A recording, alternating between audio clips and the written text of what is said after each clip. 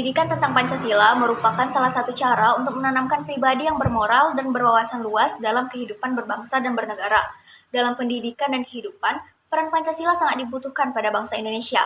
Pancasila sebagai dasar mempunyai arti bahwa Pancasila dijadikan sebagai pedoman dan sekaligus landasan dalam penyelenggaraan negara. Pendidikan Pancasila sangat penting untuk diajarkan pada berbagai jenjang pendidikan, khususnya di perguruan tinggi.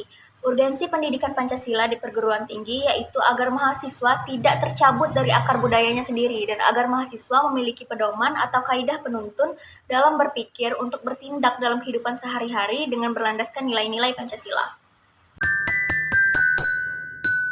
Pendidikan Pancasila ini memiliki visi dan misi. Yang pertama itu visi pendidikan Pancasila ini ialah terwujudnya kepribadian sivitas akademika yang bersumber pada nilai-nilai Pancasila. Sedangkan misi pendidikan Pancasila ini terdapat 4, yaitu mengembangkan potensi akademik peserta didik, menyiapkan peserta didik untuk hidup dan berkehidupan dalam masyarakat bangsa dan bernegara, membangun budaya berpancasila sebagai salah satu determinan kehidupan, atau bisa kita sebut dengan misi sosiokultural. Lalu yang terakhir, mengkaji dan mengembangkan pendidikan Pancasila sebagai sistem pengetahuan terintegrasi atau disiplin ilmu sintetik. Alasan diperlukannya pendidikan Pancasila. Pancasila sangat diperlukan untuk membentuk karakter manusia yang profesional dan bermoral karena perubahan dan infiltrasi budaya asing yang bertubi-tubi mendatangi masyarakat Indonesia. Bukan hanya terjadi dalam masalah pengetahuan dan teknologi, melainkan juga berbagai aliran dalam berbagai kehidupan bangsa. Oleh karena itu, pendidikan Pancasila diselenggarakan agar masyarakat tidak tercabut dari akar budaya yang menjadi identitas suatu bangsa dan sekaligus menjadi pembeda antara satu bangsa dan bangsa lainnya.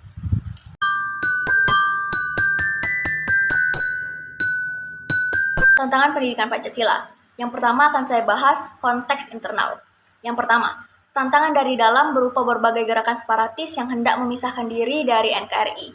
Yang kedua, berbagai tindakan politik yang tidak sesuai dengan fungsinya sebagai pelindung rakyat.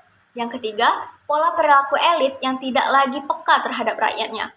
Yang keempat, sikap toleransi umat beragama kini mulai memudar. Yang kelima, maraknya gaya hidup hedonistik di dalam masyarakat. Yang keenam, memudarnya budaya Indonesia akibat pengaruh buruk globalisasi. Tantangan pendidikan Pancasila dalam konteks eksternal. Yang pertama, nilai-nilai ekonomi kerakyatan misalnya sudah mulai ditinggalkan perlahan-lahan, digantikan sistem ekonomi pro-kapital, yakni pasar-pasar tradisional digusur digantikan dengan supermarket. Akibatnya, rakyat mulai kehilangan mata pencarian di satu sisi dan di sisi lain.